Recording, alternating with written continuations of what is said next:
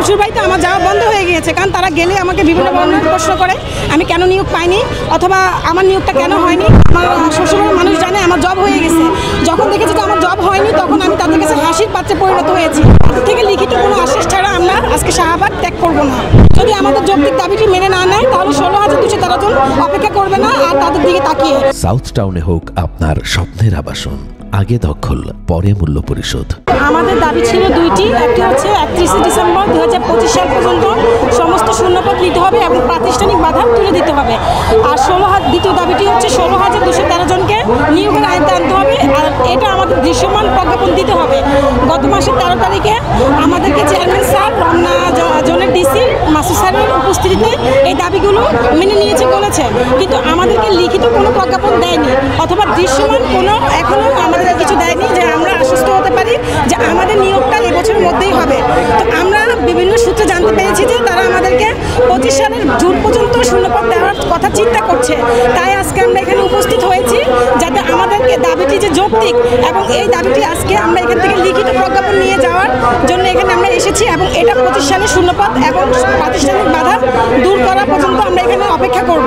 তাদের থেকে লিখিত কোনো আশ্বাস ছাড়া আমরা আজকে শাহবাগ ত্যাগ করব না।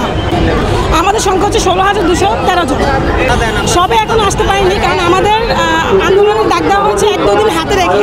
যদি এক সপ্তাহ হাতে রেখে আন্দোলনের ডাক দেওয়া হতো তাহলে দূরবর্তী যেই প্রার্থীগুলো আছে তারা আসতে পারত।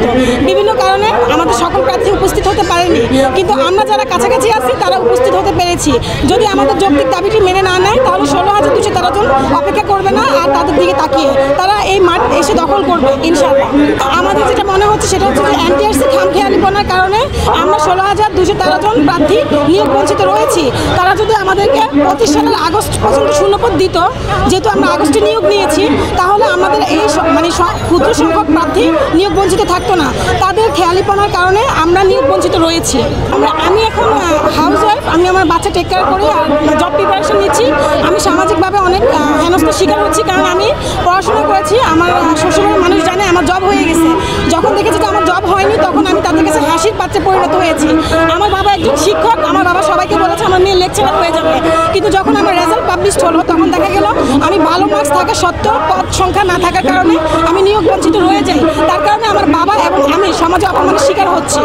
তারা যখন জেনেছে যে আমরা 18,65,721 জন প্রার্থীর সাথে প্রতিযোগিতা করে মাত্র 60,000 উত্তীর্ণ হয়েছি, তারা ভেবেছিল আমার চাকরিটি হয়ে যাবে, কারণ অনেক সংখ্যক শূন্যপদ রয়েছে।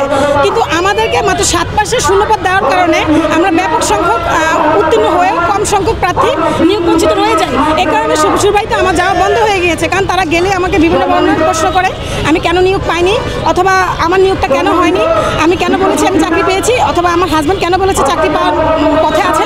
এই কারণে আমি সামাজিক এবং আর্থিকভাবে আমি সমাজে অবহেলার শিকার হচ্ছি এবং আমার শ্বশুরবাড়িতে আমি এখন যেতে পারছি না। আমার আপাতত শ্বশুরবাড়ি যাওয়া বন্ধ আছে, যেহেতু আমি সমাজে এখন এটা বলতে পারছি না যে আমার জব হয়নি, তাই আমি সামাজিকভাবে অবহেলার শিকার হচ্ছি।